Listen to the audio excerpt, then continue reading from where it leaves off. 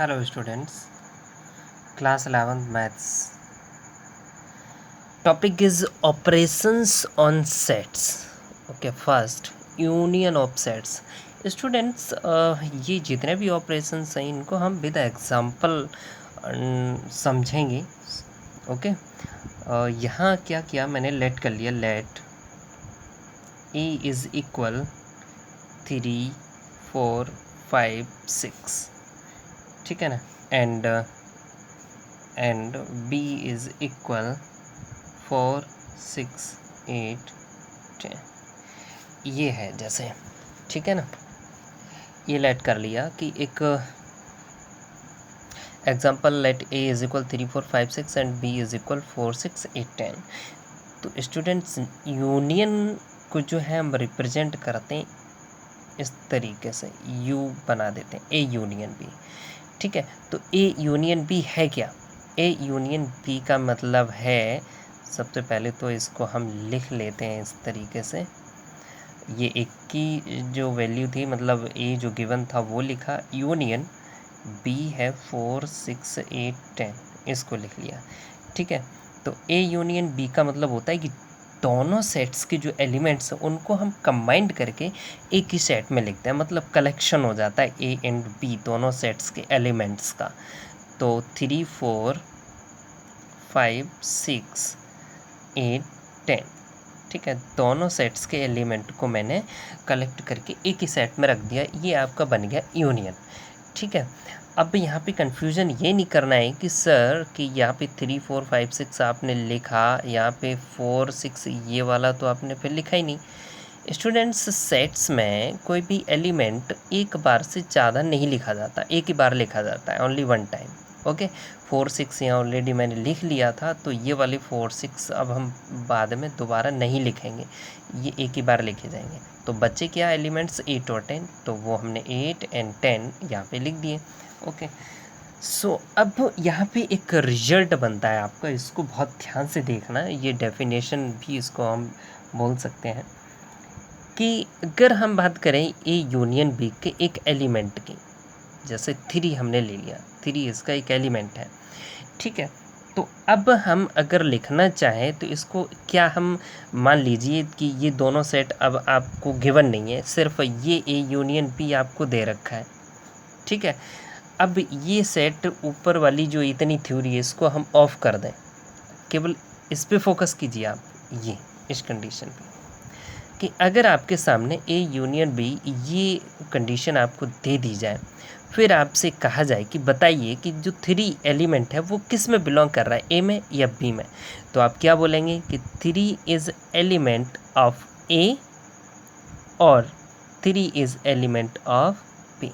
Confirm नहीं कह सकते आप कि 3 ए में ही होगा, हो सकता है कि 3 ए में हो सकता है 3 बी में हो, दोनों में से किसी एक में होगा, क्योंकि हमने तो कलेक्ट करके लिखा है ए यूनियन बी, है ना. तो यहाँ पे समझने वाली बात है कि 3 ए में भी हो सकता है या 3 बी में भी हो सकता है, तो इसलिए मैंने क्या लगा दिया, और. ठीक है ना. तो अब यहाँ कंडीशन आपकी ये बन सकती है कि कोई भी जो सेट ए और बी हैं उनमें जो एलिमेंट्स हमने लेट कर लिया कि एक्स, कि ए यूनियन बी जो है वो क्या होता है, एक्स सच दैट एक्स एक कोई एलिमेंट होगा कि वो ऐसा हो सकता है एक एलिमेंट या तो वो ए में बिलोंग कर रहा होगा और x is belongs to B. ठीक है ना. तो इस तरीके से हम लिख सकते हैं कि एक्स कोई एलिमेंट, ए और बी क्या है, नॉन एम्प्टी सेट है. नॉन एम्प्टी सेट है तो कोई एलिमेंट जो है, जो कलेक्शन ए यूनियन बी होगा वो कलेक्शन क्या होगा कि ऐसे एलिमेंट्स का कलेक्शन होगा. ठीक है. जो ए और बी दोनों के एलिमेंट्स उस कलेक्शन में आ जाएंगे. ठीक है. तब हम कोई एलिमेंट्स अगर हम उठा लेते हैं वहाँ से एक्स, तो ये हो सकता है वो या तो ए में होगा या फिर बी में होगा. ये यहाँ पे एक मैंने समझाने के लिए ये कंडीशन बनाई थी, ये एग्जांपल बनाया था कि ए यूनियन अगर कहीं अगर है तो जब भी आप अगर लेट करेंगे कोई एलिमेंट, सपोज दैट आपने वाई एलिमेंट लेट कर लिया, वाई एलिमेंट है ए यूनियन बी में, तो इसका जो नेक्स्ट स्टेप है वो ये होगा कि हो सकता है कि बाई ए में होगा, हो सकता है कि बाई बी में होगा, और लगा देंगे. ठीक है ना. अब नेक्स्ट कंडीशन यहीं पे बात कर लेते हैं, इंटरसेक्शन ऑफ सेट्स। ठीक है ना, इंटरसेक्शन ऑफ सेट्स। इंटरसेक्शन को क्या करते हैं कि इसको इस तरीके से लिखते हैं, ए इंटरसेक्शन भी है ना, नीचे की तरफ यू जो है एक तरीके से कह सकते हो उल्टा बना दिया। ठीक है, ए इंटरसेक्शन भी मैंने यहाँ पे वही एग्जांपल लिया, सेम 3 4 5 6 एंड 4 6 8 10। ओके, तो इंटरसेक्शन में क्या होता है स्टूडेंट्स की कॉमन एलिमेंट्स को लिखते हैं। जो सेट्स गिवन है non empty sets A and P, तो उनमें ए इंटरसेक्शन बी में क्या होगा कि कॉमन एलिमेंट्स लिखते हैं। तो कॉमन एलिमेंट्स चेक कीजिए क्या क्या है, 4 एंड 6। भाई 3 इसमें है, इसमें नहीं है। 4 इसमें है, दोनों में है। 5 इसमें है, इस वाले सेट में नहीं है। 6 यहाँ है, इसमें नहीं, इसमें भी है। 6 दोनों में है, 6 कॉमन है। तो यहाँ के एलिमेंट ख़त्म, अब तो कॉमन मिलने का कोई चांस ही नहीं है। तो ये आपका हो गया ए इंटरसेक्शन बी। तो ए इंटरसेक्शन बी का मतलब क्या है, इंटरसेक्शन ऑफ सेट्स का मतलब क्या है कि हम कॉमन एलिमेंट्स को लिखते हैं। ओके, ठीक है, यहाँ से भी एक हम रिजल्ट बनाते हैं according to definition. Okay, A intersection B जो है वो क्या है, एक्स कोई एलिमेंट है, कोई भी एलिमेंट है, एक्स हमने लेट कर लिया।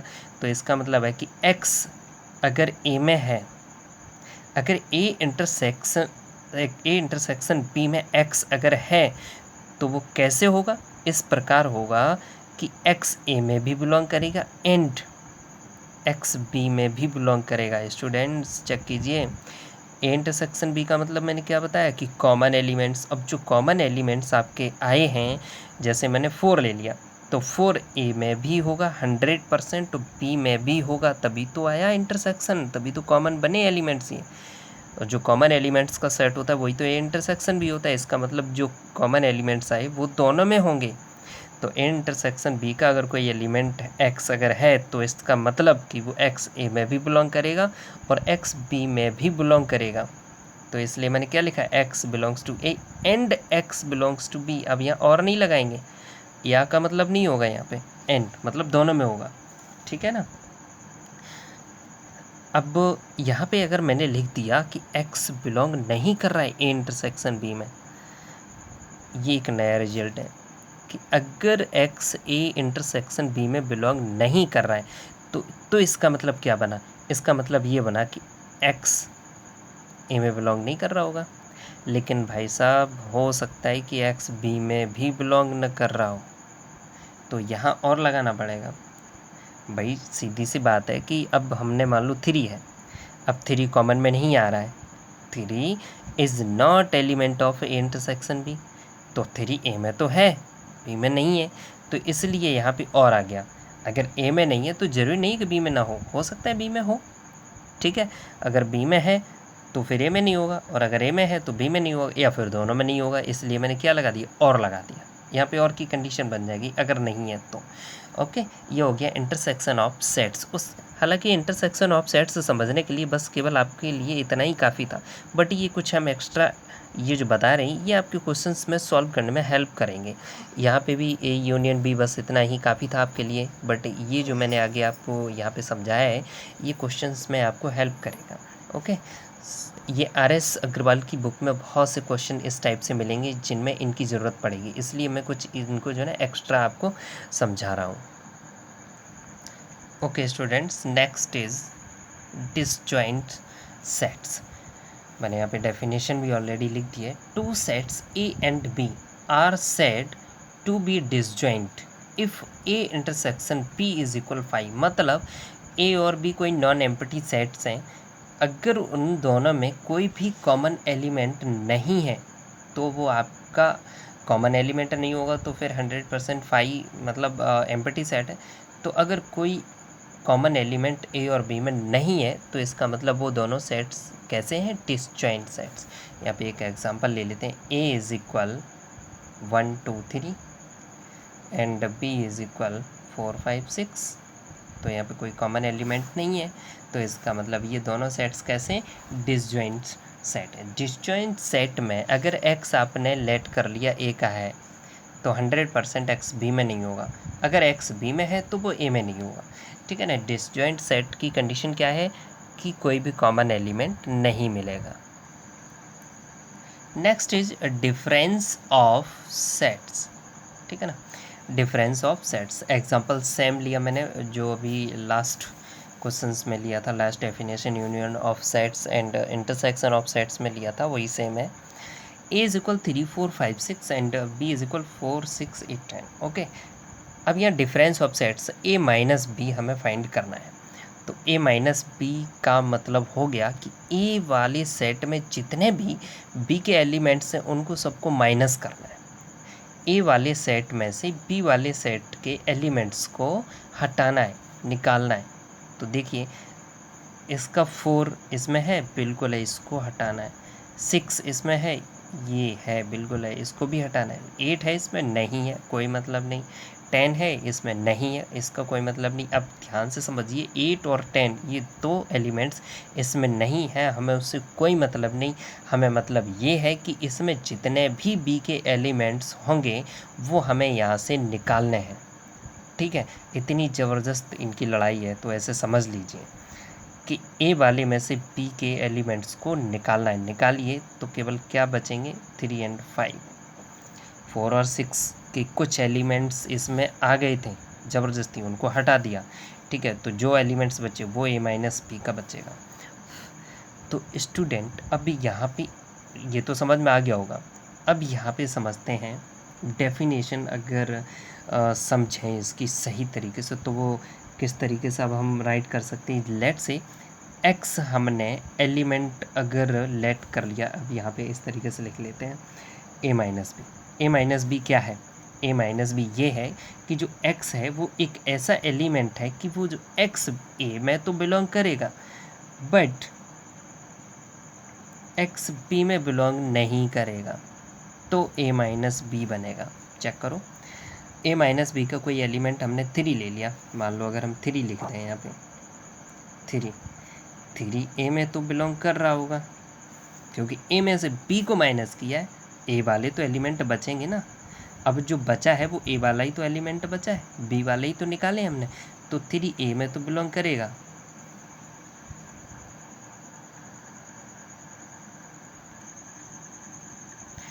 ओके स्टूडेंट्स, एक्स जो है वो यहाँ पे ये 3 यहाँ पे मैंने लेट किया था 3 सच दैट 3 ए में बिलोंग करेगा बट 3 जो है वो बी में बिलोंग नहीं करेगा।